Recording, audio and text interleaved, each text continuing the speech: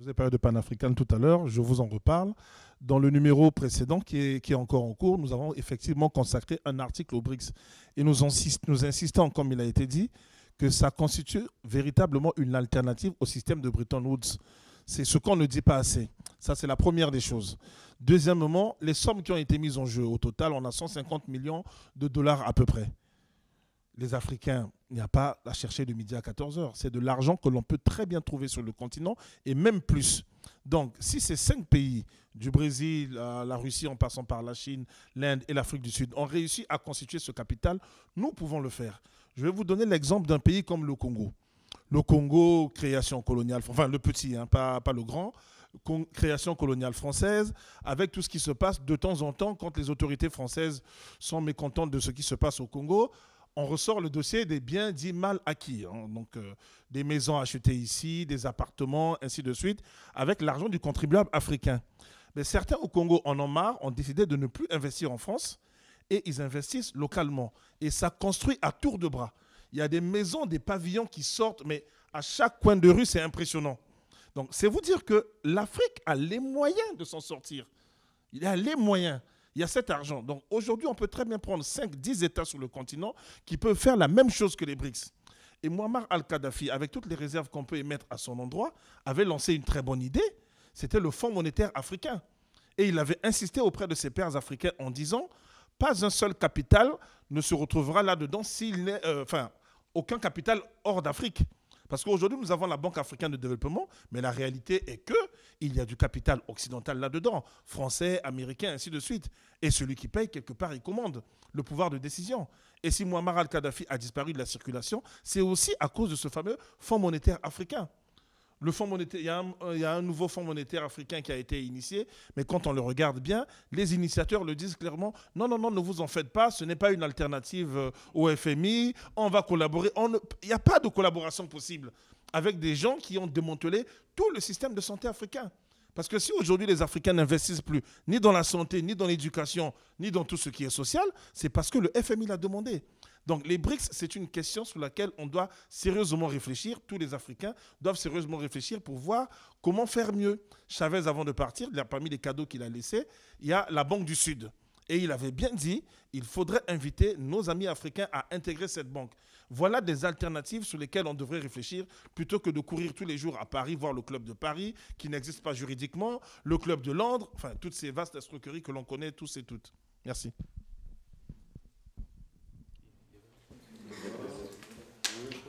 Il y avait sur Tony Blair, je pense qu'il y avait une confusion avec les partis.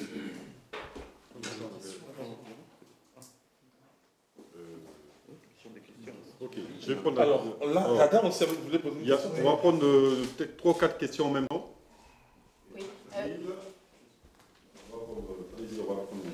Je voulais simplement demander par rapport à votre action, toute la question de la pédagogie finalement. Parce que, comment faire comprendre à qui vous vous adressez, en particulier en Afrique, bon ici je pense à la diaspora, mais en Afrique, est-ce que vous avez la possibilité, est-ce que vous adressez plutôt aux institutions, est-ce que vous adressez plutôt dans des milieux urbains, qui est-ce que vous arrivez à toucher, et c'est quel type de pédagogie vous devez employer, ou est-ce que les gens sont déjà familiers de toute façon avec ces idées? Deuxième. Voilà, merci de me passer la parole. Étant donné que la majorité de mes préoccupations ont déjà une réponse, je vais revenir sur le fait, vous avez expliqué tout à l'heure, que la méthode suivant laquelle vous comptez vous étaler en Afrique en passant par un procédé bien élaboré, mais j'étais un peu déçue qu'on ne pense pas à l'éducation. À l'école, personne n'a parlé de ça et tout. Quand moi je viens d'Afrique, je fais mon cursus au Tchad et au Cameroun, et je sais de quoi je parle quand même un peu. Alors, quand on parle de panafricanisme, ça n'a de sens que dans les amphithéâtres. Et même que dans les amphithéâtres, il y a des professeurs qui n'osent pas s'exprimer comme vous le faites ici. Moi, j'ai grandi, j'ai été éduquée dans ce genre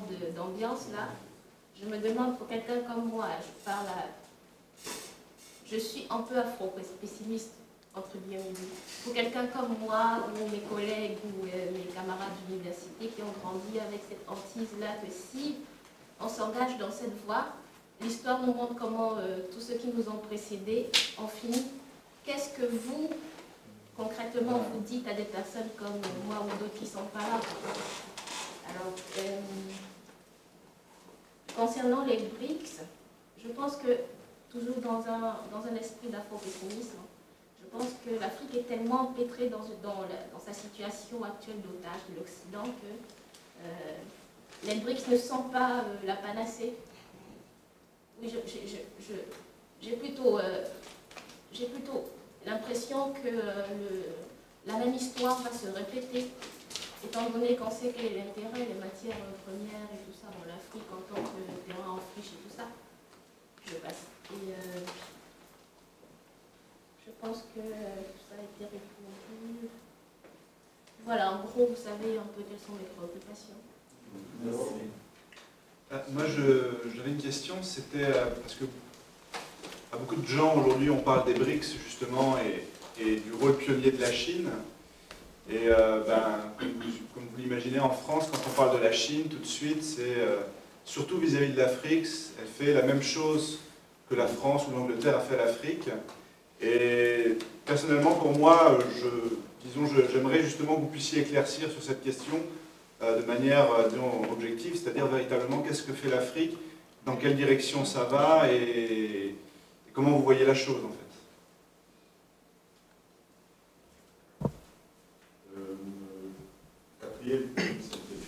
Juste pour savoir en fait ce qui est l'histoire récente du panafricanisme aux US, s'il y a des mouvements qui sont actifs, s'il y a quelque chose qui existe, et puis d'autant plus avec un Obama en place qui pourrait être un peu plus excité aujourd'hui. Et ouais, ça revenait un peu la question d'Odile, c'était simplement parce que l'idée d'une Union africaine semble assez coulée de source en fait. C'est comment vous êtes reçu par les différentes populations que vous rencontrez et de quoi vous avez besoin aujourd'hui pour avancer.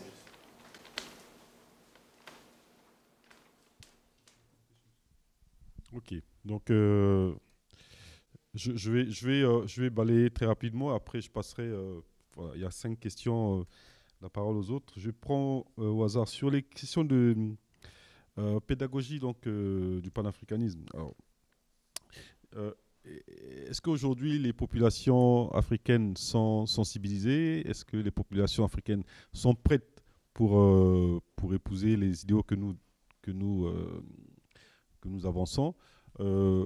Aujourd'hui, assurément et nécessairement pas, parce que le panafricanisme, et c'est le combat de la Ligue panafricaine au Modja, c'est de faire en sorte que les thématiques que nous défendons et que nous développons rentrent dans les débats politiques, dans le quotidien.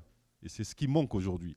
C'est-à-dire que les questions sur Afrique, comme on en a parlé, les questions monétaires, etc., ne sont pas des questions de débat politique.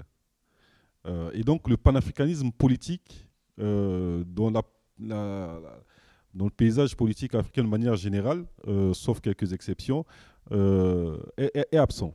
Et donc c'est une des façons effectivement de pouvoir sensibiliser les Africains à ces questions, c'est de faire en sorte que les questions politiques deviennent des questions de débat. Et là, le panafricanisme aurait effectivement fait un grand pas.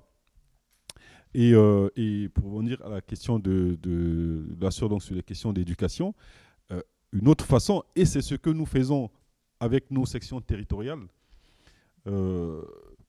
ça passe par la formation. De manière générale, on a parlé très en détail de l'historique des grandes idées du panafricanisme. S'il y a deux choses qu'on peut retenir comme ça, c'est deux grandes notions, c'est les notions d'unité et de libération. Africa Might Unite, etc. Mais on aurait dit on doit s'unir sur quelle base? Et c'est là où on doit parler des Kwame Nkrumah, qui a écrit Africa Must Unite, a développé également la question de la libération. Mais pour se libérer, donc, toute forme de libération, il faut se désaliéner, dirait Cheikh Anta Diop. Et pour se désaliéner, ça passe aussi par la formation. Et aujourd'hui, s'il y a de l'afro-pessimisme, c'est parce que nous sommes encore dans cette aliénation. Et on a l'impression effectivement que c'est impossible, c'est utopique. Voilà. Mais on se le demande parce que aujourd'hui, étant donné que l'œuvre paraît tellement grand, on ne voit pas par quel bout on peut prendre. Et donc, fatalement, mais Nelson Mandela, vous savez ce qu'il disait? It's always impossible until it's done. Donc, voilà. Et donc, les panafricanistes, ils ont compris qu'on n'a pas le choix. Si on ne le fait pas, personne ne le fera à notre place. Et donc, nous appelons les Africains et les Africaines, comme vous, à rejoindre le combat politique, parce que l'essentiel, c'est d'avoir le pouvoir de décision. Pour pouvoir faire ce que nous disons, il faut avoir le pouvoir de décision. Mais pour avoir le pouvoir de décision, il ne suffit pas simplement d'aller se pointer aux élections présidentielles ou aux élections législatives. Il y a un travail qu'il faut faire, et c'est ce travail que nous avons entrepris de faire, de conscientiser les masses. C'est pour ça que nous voulons partir de la base. C'est pour ça que nous privilégions les élections dans les circonscriptions, dans les quartiers, etc., pour remonter. Parce que si les populations sont saisies de ces questions, demain, si 2 États décident de créer l'État fédéral, s'ils sont 2, les populations suivront parce qu'ils sont prêts. Parce qu'elles sont prêtes. Et donc, c'est ce travail-là, la pédagogie, l'éducation, effectivement, que nous faisons, et c'est ce qu'il faut faire. Mais il faut que le panafricanisme, en tout cas le panafricanisme historique, sur laquelle nous réclamons, arrive au pouvoir, et donc que ces questions soient déjà dans le débat politique. Voilà, j'ai beaucoup parlé. Je te passe la parole et je ferai circuler. Comme tu insistes. Merci. Oui, très rapidement aux préoccupations de la sœur, je pense que dans l'exposé du secrétaire général tout à l'heure, il n'a pas été dans les détails pour dire que en moins de 2 ans, la Ligue est actuellement de façon institutionnelle présente dans au moins 10 pays, dont 8 en Afrique, c'est-à-dire Sénégal, Mali, Côte d'Ivoire, Burundi, Burkina, Niger, les 2 Congos. Et les initiatives pour créer des sections arrivent d'un peu partout, du Canada, de l'Australie, de la Suède, de l'Angleterre, etc. Donc, le mouvement est en phase de prendre forme. Et c'est par nos sections sur le terrain que nous allons expliquer la différence. C'est dans les joutes politiques, les joutes électorales, là que nous allons expliquer aux gens que si on prend le cas de la Côte d'Ivoire, RDR, FPI, PDCI, etc., mais qu'est-ce qui les différencie? Eux tous, ce qu'ils veulent, c'est des élections transparentes. Point. Ce qui les différencie, c'est mettez Pierre, ne mettez pas Ouattara ou ne mettez pas Kofi. Ce n'est pas ça qui va libérer notre pays. Ce n'est pas ça qui va développer notre pays. Ce n'est pas ça qui va développer l'Afrique. Donc, le mouvement est en train de prendre... Et si vous prenez des informations du continent, ceux qui sont là-bas vous diront que les chaînes de radio et de télévision qui sont les plus écoutées ou regardées sont celles qui parlent de panafricanisme.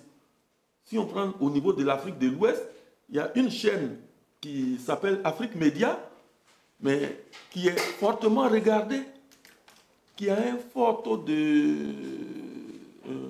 public d'audience. Donc, les populations sont sensibles. Ce qui leur manquait, c'était l'outil. Quelle est l'organisation politique qui va porter ces enjeux-là, cette stratégie?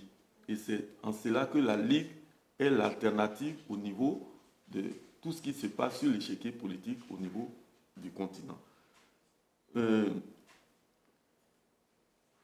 Au niveau de l'éducation, plusieurs initiatives sont prises, tant au niveau par la Ligue, avec les conférences, les formations, que par des structures que la Ligue ou la politique panafricaine a inspirées à certains militants de la Ligue. Moi qui parle, je suis le président fondateur de l'Université populaire Kwame Nkrumah, que nous avons créée en mai 2011 ici, et qui en 2012 a fait avec la chaîne de télévision Vox Africa un important documentaire sur Kwame Nkrumah, chantre du panafricanisme, que nous allons mettre très bientôt aussi en ligne sur notre site upkn.fr, qui va être visible d'ici peut-être lundi. Okay. Donc, et cette université populaire, il est permis que sur le continent ou partout dans le monde, s'il y a des panafricanistes qui veulent repiquer, qu'ils puissent créer une université populaire comme ça. Donc, des initiatives sont prises ou sont en train d'être prises pour permettre aux gens de s'informer. Et c'est cette information-là qui a manqué à beaucoup de nos frères et sœurs. Et peut-être qui a autorisé des ignorants comme Nicolas Sarkozy pour aller dire à Dakar que l'Africain n'est pas rentré dans l'histoire. Alors que 5000 ans avant Jésus-Christ, les Africains ont fait les pyramides d'Égypte qui n'ont pas encore été recopiées quelque part. Alors je ne sais pas quel édifice veut-il que les Africains présentent pour montrer qu'ils sont rentrés dans l'histoire. Des gens comme Pythagore et autres, tous les grands philosophes grecs ont fait leurs universités en Égypte, des pharaons noirs. Je ne sais pas. Donc moi je pense que c'est bien que tu parles de l'éducation, mais c'est aussi une préoccupation qui occupe une place de choix au niveau de la politique de la Ligue. Je le dis aussi parce que la chaîne qui diffuse des sujets poignants de toute une partie de l'histoire que les populations ne connaissaient pas. Oui, si ce n'est pas accompagné, si ce mouvement-là de prise de conscience locale n'est pas accompagné, ça tend vers quelque chose de... Je sais pas quel mot... voilà, ça devient... je crains que ce soit radicalisé. Voilà, parce que il y a des... Je vous parle aujourd'hui, je me vante d'être un télo, mais il y a des pans de l'histoire que je ne savais pas. Il y a des gens un tas de choses que je n'étais pas au courant et que même quand je regardais cette chaîne de télé, j'étais choquée. Donc s'il n'y a pas un accompagnement dès la base, éducation et tout, qu'est-ce que le panafricanisme et tout, je crains que ça se radicalise vraiment. C'était un peu dans ce sens-là. Merci la sœur. Mais la sœur, vous avez parfaitement raison. Même au niveau de Paris ici, il y a des jeunes Africains, parce que la diffusion par des mouvements panafricanistes ici à Paris, de l'histoire de l'Afrique, l'histoire dissimulée, l'histoire cachée, a été souvent portée auprès des jeunes Africains de la diaspora, mais souvent il y a eu des mouvements de radicalisation et qui tendent des fois même vers le racisme. On peut ou ne pas être d'accord avec ça, mais c'est quelque part compréhensible. Vous avez des jeunes à qui on a appris qu'ils n'ont pas d'histoire, qui ne valent rien, on les rejette, ainsi de suite. Et quand ils apprennent ça de façon aussi brutale, des fois ça crée ce genre de choses. Alors, quand vous voyez les Cheikh Anta Diop qui ont été à l'origine de ces découvertes à l'époque, Cheikh Anta Diop n'a jamais été aussi... voilà, Cheikh Anta Diop, c'est un ami de la connaissance d'abord en général. D'accord ? Vous avez parfaitement raison. C'est pour ça que nous avons une grande responsabilité, parce qu'il y a des raisons que les Africains se radicalisent. Il y a des raisons. Pourquoi il serait le peuple laissé derrière les autres alors qu'ils sont détenteurs de tant de richesses qui font le bonheur du monde entier? C'est tout à fait normal que les Africains se radicalisent s'il n'y a rien qui accompagne ça. Moi, je suis tout à fait d'accord. Simplement, nous avons la responsabilité, nous, politiques, d'accompagner et de permettre que cette connaissance soit évidemment, comment on appelle ça, reçue avec les éléments nécessaires pour que les gens ne se radicalisent pas. Par exemple, si on prend la question de la pédagogie, tout à l'heure comme ça a été dit, nos sections territoriales, quand je présentais l'organisation, ne sont pas et ne seront pas des partis politiques classiques. Parce qu'il n'y a jamais eu d'idéologie comme le panafricanisme qui a besoin d'abord de détruire en fait, tout un ensemble de représentations chez les populations avant de comprendre.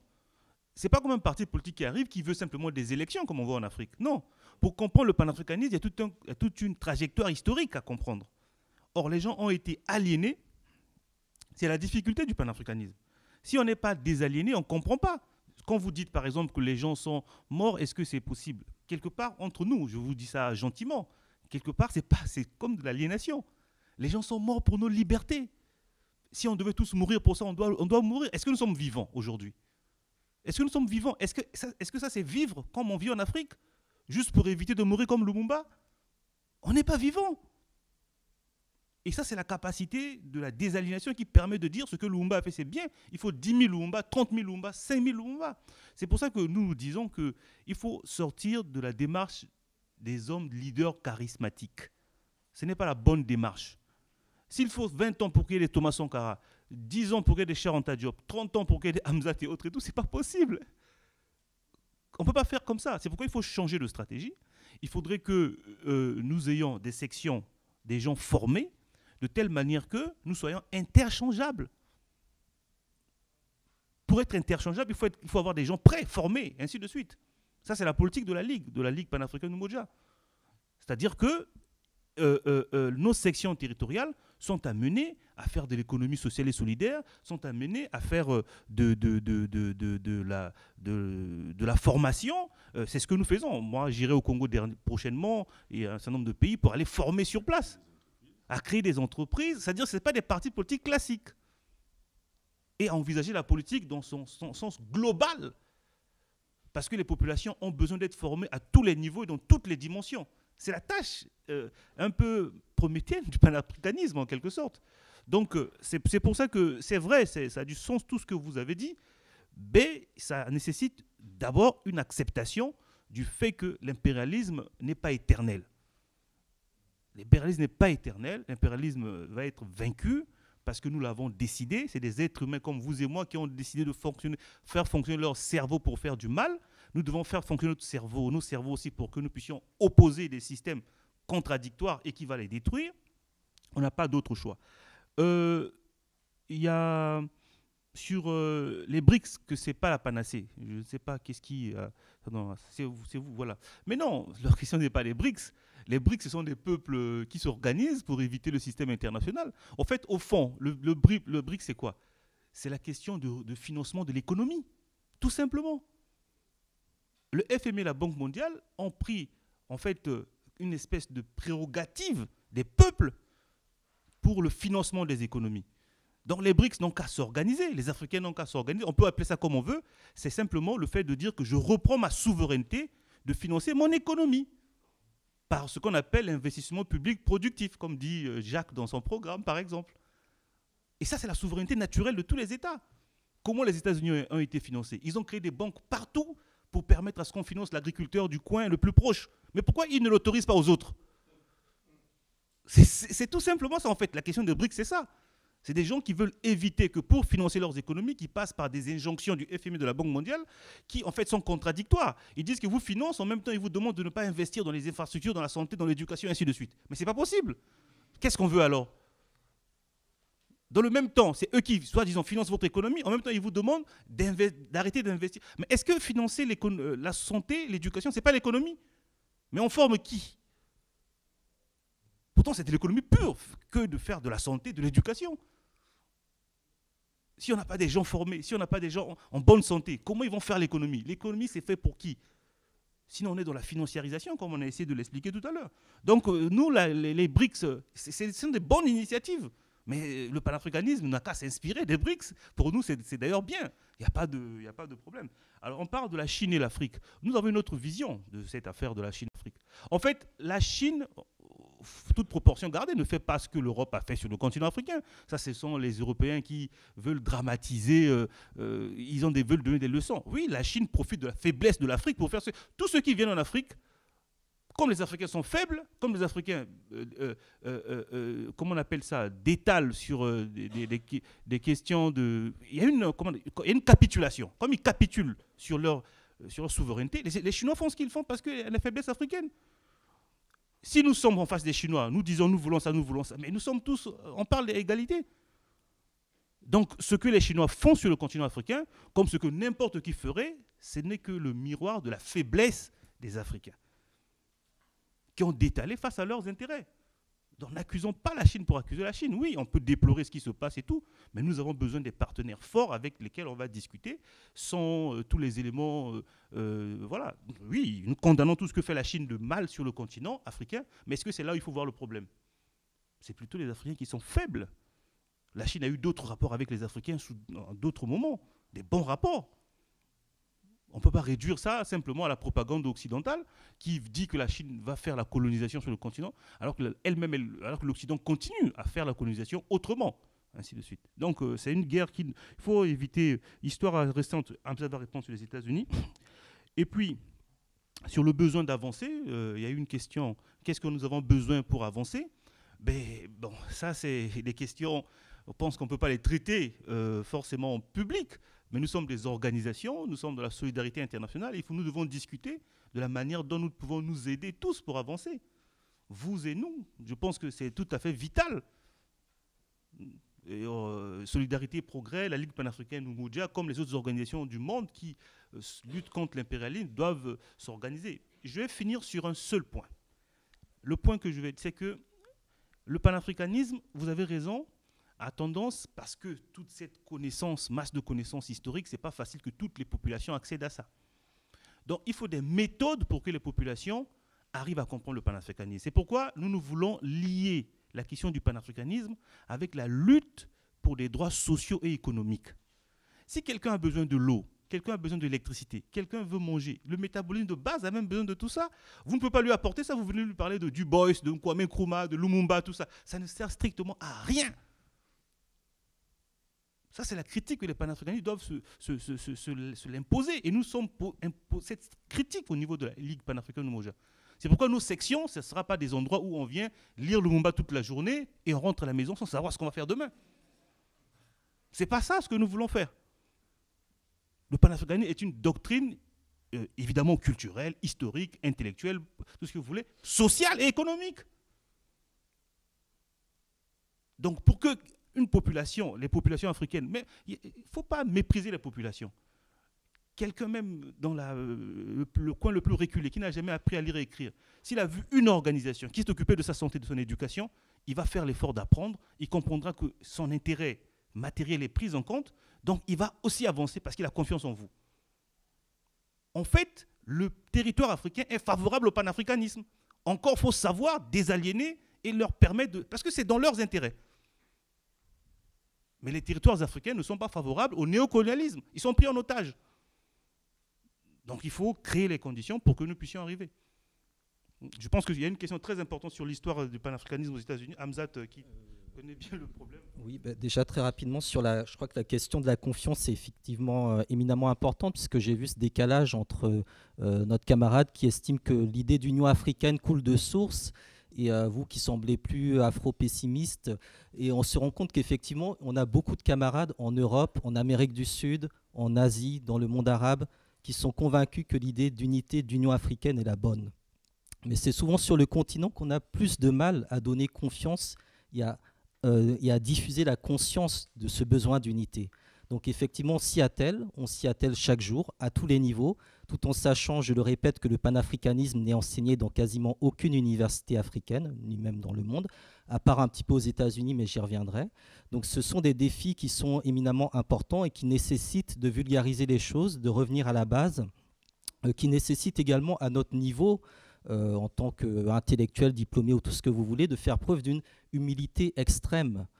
On ne va pas donner la leçon, on n'arrive pas avec un évangile, on vient accompagner des frères et des sœurs qui sont sur le terrain, dont on connaît les difficultés parce que nous-mêmes les connaissons, parce que nous-mêmes sommes attachés au continent africain. Donc on fait don de notre temps, de notre personne. Être panafricaniste, c'est une vocation, c'est quelque chose que l'on a dès le départ, que l'on peut éventuellement acquérir, mais que l'on garde jusqu'à la fin. Pendant le demi-siècle qui va venir, je serai de tous les combats panafricanistes. Et j'ai eu l'occasion de rencontrer des personnes qui avaient 80, 90 ans, qui étaient panafricanistes depuis qu'ils avaient 15-16 ans. Et ils sont restés jusqu'au bout et ils sont restés intègres dans leur position. Donc cette question de l'intégrité, je pense qu'elle est nécessaire pour transmettre le bon message aux générations et les aider à s'organiser. Parce que je pense que la nécessité, ce n'est pas que d'avoir le pouvoir, c'est de créer le pouvoir et le bon pouvoir parmi les populations. Maintenant, sur cette question de pouvoir, l'histoire récente du panafricanisme aux États-Unis, elle est assez intéressante, hein, parce qu'il y a eu un mouvement panafricaniste assez rebelle qui était lié à toute la mouvance Black Power et du Black Panthers dans les années 60-70, qui a été décapité par le système judiciaire, policier et économique américain. Les Américains ont encouragé ce qu'on a appelé le black capitalism, c'est-à-dire le capitalisme noir, c'est-à-dire promouvoir une élite, une bourgeoisie noire capitaliste qui allait, entre guillemets, parler au nom de tous les Noirs des États-Unis et en même temps saper tous les programmes sociaux qui avaient été conquis durant la décennie qui avait suivi la loi pour les droits civiques, donc la décennie 64-74. Donc il y a eu toute une politique de régression sociale qui a été appliquée aux États-Unis, également en Angleterre, où il y a eu un mouvement noir très, très fort à cette époque-là et qui a été également décimé. Donc on a un certain nombre de militants qui sont restés dans le mouvement, qui ont créé des petites organisations très souvent localisées, ce qui faisait que ce qui pouvait se passer à Chicago n'avait par exemple rien à voir avec ce qui pouvait se passer dans une ville plus rurale de l'Alabama, par exemple. Donc il y a cette diversité de panafricanisme qui était présente. Et derrière cela, il y a aussi tout un mouvement intellectuel qui a essaimé au niveau des universités, fondé sur l'idée de réécrire différemment l'histoire en fonction des besoins et des aspirations des populations africaines, et de ne pas nécessairement se prendre la tête de savoir que vont dire les Européens, que vont dire les Blancs de notre histoire. Et ça, je pense que c'est quelque chose qui est très important parce qu'on pourra écrire tous les livres d'histoire qu'on voudra sur l'Afrique, sur le rôle que l'Afrique a joué dans le monde. Il y aura toujours des gens comme Sarkozy qui diront que l'Afrique n'a pas d'histoire, parce que quand on dit cela, c'est uniquement idéologique, ce n'est pas scientifique. Le discours de Sarkozy, c'est un discours idéologique. Il n'y a aucune preuve à l'appui, et celui qui a écrit son discours est un intellectuel qui savait très bien ce qu'il disait. Donc ça ne sert à rien de s'apitoyer dessus. Au contraire, ce discours était une occasion pour les Africains de dire « Bon, bah, écoutez, Nicolas Sarkozy, vous dites que l'Afrique n'a pas d'histoire. Nous avons vu que dans votre programme, vous aviez prévu de fermer les bases militaires françaises. Eh bien, très bien, c'est une bonne occasion. Nous vous tournons le dos. Nous allons nous réorganiser sans vous. » Les Africains avaient l'occasion de tourner le dos définitivement à la France. Et qu'est-ce qui s'est passé ? Eh bien, c'est la France qui est revenue en Afrique par des interventions militaires, parce que la France ne peut absolument pas se passer de l'Afrique. Mitterrand l'avait dit, il n'y aura pas d'histoire de France au XXIe siècle sans l'Afrique. Ça, c'est clair et net. Donc ça, c'est un point qui me semble éminemment important. Pour revenir aux États-Unis très rapidement, le cas de Barack Obama, il est assez intéressant, parce que Barack Obama, déjà fils d'un Kenyan qui avait été recruté par le système de la CIA qui cooptait des étudiants à l'époque, métis, élevé né à Hawaï, qui a grandi en Indonésie, qui a ensuite épousé donc une africaine-américaine, qu'il a ensuite introduit dans tout le mouvement militant noir américain. Et c'est ce mouvement militant noir américain qui a construit sa campagne électorale.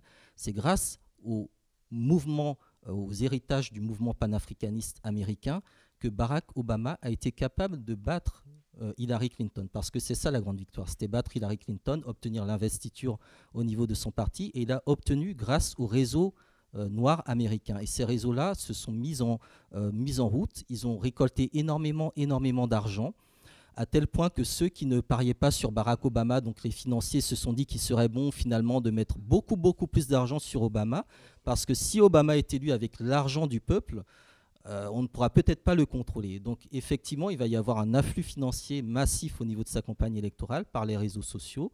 On va construire tout le personnage, le nouveau Obama, le révolutionnaire, etc. Et il va effectivement être élu. Et c'est considéré comme une des victoires des Noirs aux États-Unis, mais dans le même temps, on sait qu'il n'y a jamais eu autant de Noirs en prison qu'aujourd'hui. Et dans le même temps, on voit très bien que Barack Obama a été élu président des États-Unis à un moment qui était révolutionnaire, c'est-à-dire la fameuse crise qui était l'occasion de tourner le dos à tout ce système financier. Mais Obama lui-même n'est pas révolutionnaire, puisqu'il s'est totalement aligné sur les banques et sur le système qu'il avait l'occasion de changer. Donc c'est une grande déception pour ceux qui ont cru. Ce n'est pas une surprise pour ceux qui connaissaient le personnage. Ça a été une déception pour quelques Africains qui pensaient que sa politique africaine serait différente. Or, il a toujours dit qu'il n'était pas le candidat des Noirs, qu'il était encore moins un candidat, un président pour l'Afrique, qu'il était le président des intérêts américains. Et nous savons où sont situés les intérêts américains. Donc le mouvement panafricaniste aujourd'hui, il est également présent dans un autre aspect qui est celui des réparations. Les réparations par rapport à la traite, par rapport à l'esclavage, par rapport à tous les conséquences du système esclavagiste et capitaliste qui est en place depuis plusieurs siècles. Donc c'est un mouvement global qui concerne en fait, je pense, tous les damnés de la terre, tous les opprimés, et qui vise en fait à remettre de la justice sociale dans la manière dont le monde fonctionne. Et juste pour compléter, il est aussi présent dans le domaine culturel, spirituel, avec Afrocentricity, etc. Donc, Afrocentricity International. Oui. C'est un mouvement sur l'afrocentricité. En fait, c'est pour sortir du paradigme eurocentriste qui voit tout à partir en fait de l'Occident. C'est quelque chose qu'on trouve aussi en Amérique du Sud à divers niveaux, en Afrique, en Asie. Alors, il y a plusieurs voix qui se lèvent. Oui, juste une chose, parce que là je vois qu'il est 2h moins le quart et je sais qu'il y en a l'un d'entre vous qui doit prendre, qui a un train à prendre, donc je ne voudrais pas faire rater le train. Je sais qu'il y a beaucoup de questions, et justement peut-être aussi, peut-être qu'on peut prendre 2 ou 3 dernières questions en fonction de votre temps. Hein. Et puis je sais qu'on aura l'occasion de toute façon de se réunir de nouveau. Et puis je pense que sans doute Jacques voudra peut-être... Enfin, donc on prend 3 questions et puis M. Cheminade va conclure. Oui. Oui, alors vous dites que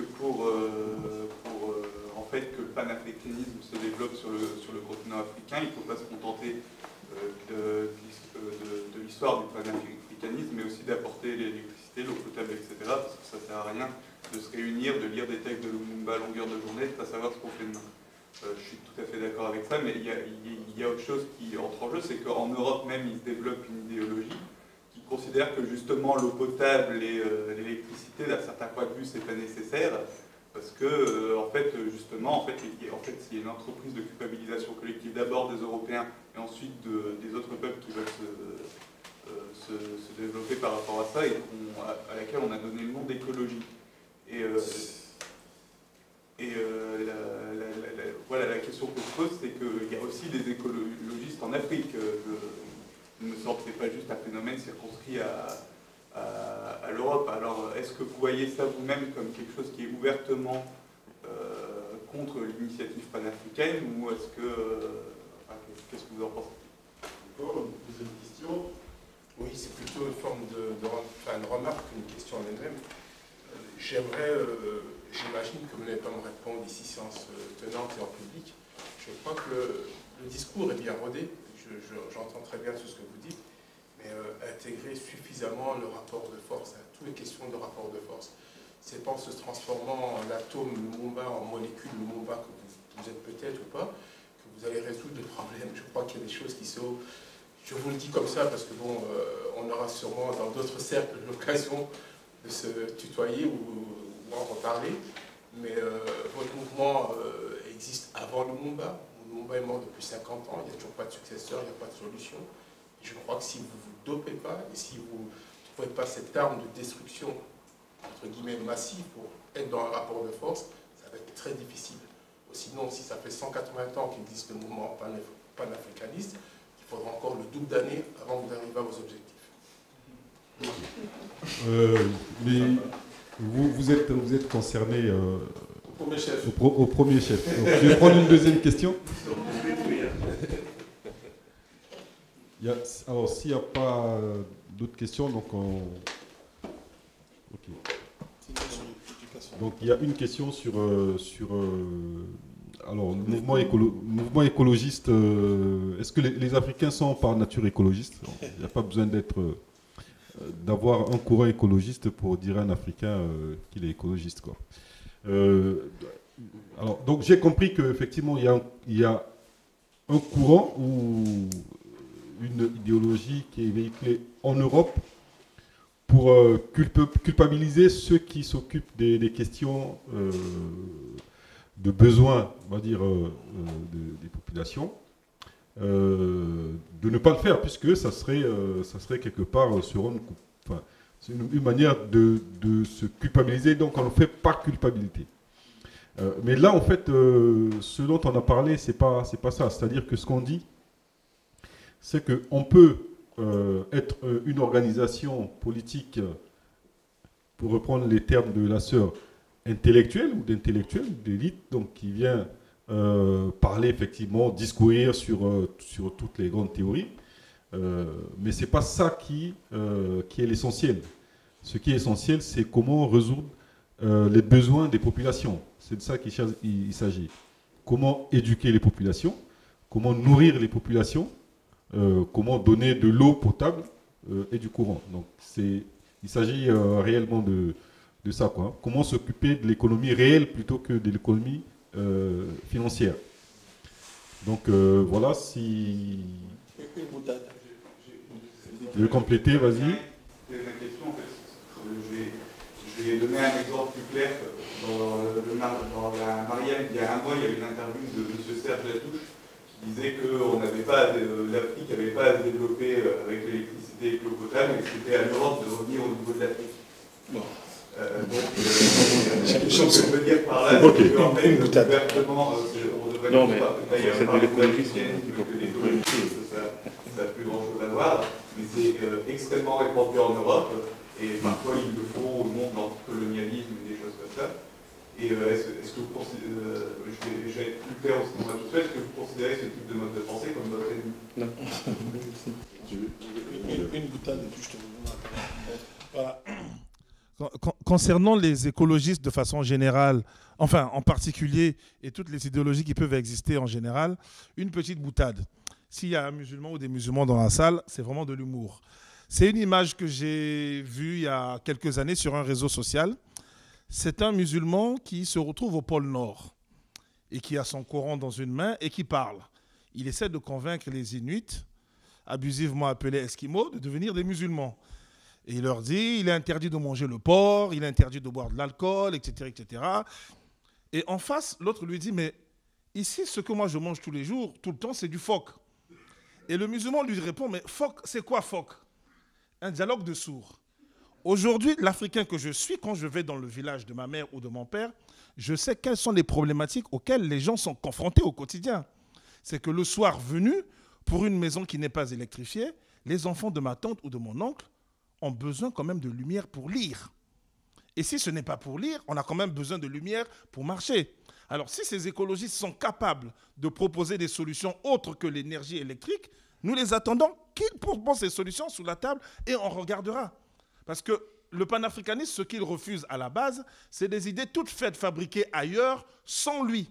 Parce que l'un des plus grands drames de l'Afrique, pas comme l'autre l'avait dit, par rapport à l'histoire dans laquelle on ne serait pas entré, alors que le pauvre, s'il savait tout ce que l'Afrique a apporté à son continent, je crois qu'il, son caquet serait un peu plus rabattu. L'un de nos plus grands drames, c'est d'utiliser la plupart du temps des concepts qui ont été conçus sans nous, hors de nous, et qui nous ont été imposés. Et quand on parlait tout à l'heure de désaliénation, pour répondre à notre sœur qui vient du Tchad et du Cameroun, c'est aussi cela. Le premier travail, il vient de la tête. Mais on ne peut pas, je ne peux pas aller m'asseoir dans mon quartier ou dans mon arrondissement au Congo ou dans je ne sais quel territoire africain et dire, vous savez, en fait, vous n'avez pas besoin d'eau. Mais en face, les gens ont besoin d'eau. Ils vont me prendre pour un fou. Il faut répondre à leurs préoccupations quotidiennes. Les écologistes, je veux bien, ils sont gentils, mais les gens ne les ont pas attendus. Je suis désolé, les gens ne les ont pas attendus. Merci. Oui. Ouais, d'accord. Oh, tu veux clore? Sur la question de l'écologie, je pense que le problème pour nous se pose autrement.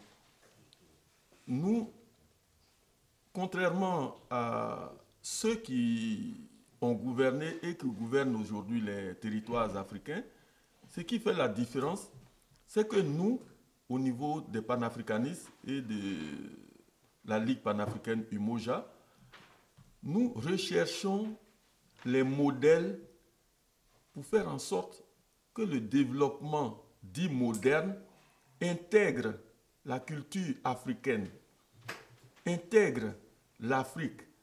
Mais les autres, eux, ils veulent européaniser l'Afrique. Tout leur programme, c'est pour européaniser l'Afrique.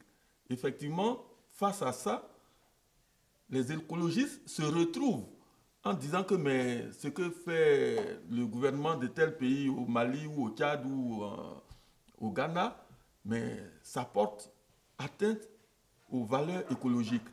Mais sinon, mais comme disait le frère tout à l'heure, la culture africaine par essence est l'écologie, est basée sur l'écologie. Ils n'ont pas besoin d'aller à l'école. Ils savent par exemple que pour faire la culture, ils doivent faire une rotation pour laisser la terre se reposer. Il y a les jachères, etc. Ils savent qu'il y a des espèces qui, si elles n'existent pas, il n'y aura pas de forêt à tel endroit. Et donc, pour ne pas qu'on y touche, ils décrètent cela comme un totem, de sorte que cette espèce ne soit pas touchée et que la forêt persiste. Mais aujourd'hui, avec le monde marchand où même les forêts classées entretenues par les gouvernements, par les budgets de l'État, sont agressées, pillées, mais effectivement, les écologistes ont raison de dire, mais on attaque notre domaine. Effectivement, ils ont raison, mais nous, au niveau du panafricanisme, nous voulons que ce soit le développement moderne qui intègre nos valeurs et non l'inverse.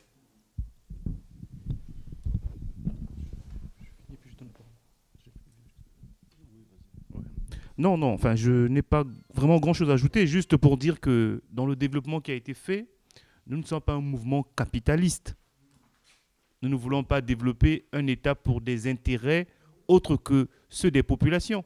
Nous avons dit, par exemple, que dans le processus, nous allons intégrer et nous voulons donner le pouvoir au peuple. Donc, si les peuples africains mettent la Ligue au pouvoir et que dans le processus de décision, c'est eux-mêmes qui prennent des décisions, ils sont responsables de leur destin. Donc, des fois, des idéologies doivent aussi éviter de parler à la place des peuples. Dans notre démarche politique, nous sommes très clairs. C'est pour les intérêts des populations africaines. Par exemple, si nous avions une municipalité à gérer aujourd'hui, ça c'est un échelon qu'on peut atteindre très rapidement si on s'organise un peu plus. Si on avait une municipalité, par exemple le modèle du budget participatif, nous allons l'utiliser. Nous allons faire que les populations participent au débat municipal plus simplement et qu'ils définissent leurs besoins et qu'ils recherchent eux-mêmes les moyens pour les atteindre. Si vous ne faites pas ça, comment vous voulez rendre la politique noble auprès des populations? Aujourd'hui, tout le monde parle d'élections intermédiaires en Afrique. Mais est-ce que vous avez vu les différences dans la façon de gouverner? Non. Non. Donc, pour la Ligue, nous le proclamons, nous le disons. Nous n'avons pas un projet capitaliste, on n'a pas un projet financier, nous avons un projet de développement des peuples. Et donc, ce sont des populations qui vont participer au processus de développement. À partir de là, je pense qu'une démarche écologique devait comprendre. Même si c'était écologique, si les peuples font leur choix, il faut que j'accepte quand même, c'est la démocratie, donc ils acceptent. Non, ce n'est pas dans notre projet, ce n'est pas dans notre programme. Nous ne voulons pas détruire l'écosystème africain pour le détruire. Nous voulons transformer cet écosystème dans le respect des droits des populations, que les populations décident de leur avenir. Et puis, il faut les convaincre aussi, il faut leur expliquer, c'est ça. Parce que trop d'écologisme tue aussi le développement. Donc, voilà, sur les rapports de force, ce n'est pas une question qui a été posée. Bon, la remarque, nous la prenons, mais bon, nous, on n'a pas la prétention de faire pire que les autres. La situation dans laquelle nous sommes est déjà catastrophique. Je pense que la seule chose que nous devons tous faire, c'est de se battre. On n'a pas d'autre choix. L'impérialisme ne nous attend pas. L'impérialisme est organisé. C'est son travail de surveiller les mouvements qui résistent. Il va continuer à le faire. C'est à nous de développer des méthodes et des stratégies pour éviter tous de partir. Mais comme je l'avais dit tout à l'heure, ceux qui fuient la politique s'occupe d'eux. Et c'est ça, la politique s'occupe de nous, que nous disions que nous l'aimons ou pas, elle décide à notre place et elle nous l'impose. Donc nous avons tout intérêt à nous organiser pour l'infléchir, sinon pour la changer. C'est ça l'intérêt de la lutte. Il faut saluer la mémoire de tous les résistants du monde qui luttent pour la liberté. En particulier pour nous sur le continent, nous avons en tout cas le souvenir de tous nos grands qui se sont battus, les Lumumba, les Kwame Nkrumah, ce que ce soit dans le domaine scientifique, les chers Anta Diop, et tous ceux dont on ne parle pas souvent assez.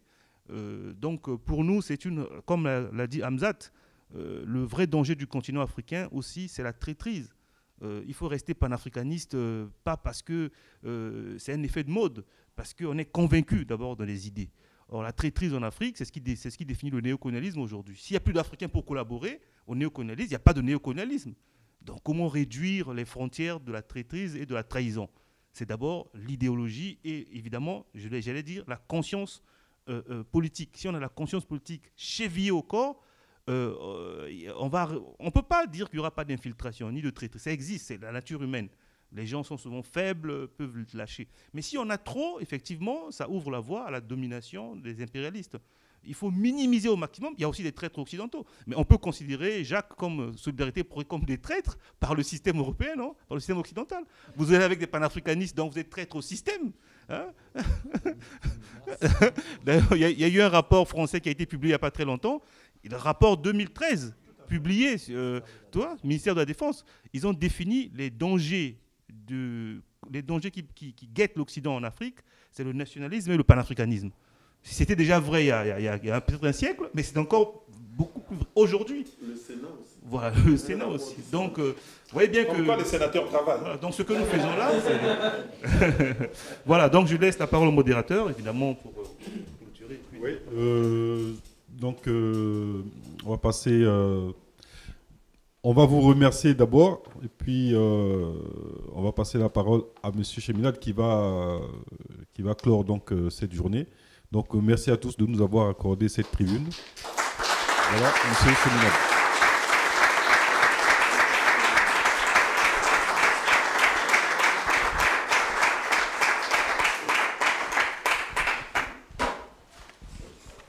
C'est vous qu'on doit remercier et profondément remercier. Parce que ce que vous nous avez dit nous a émus.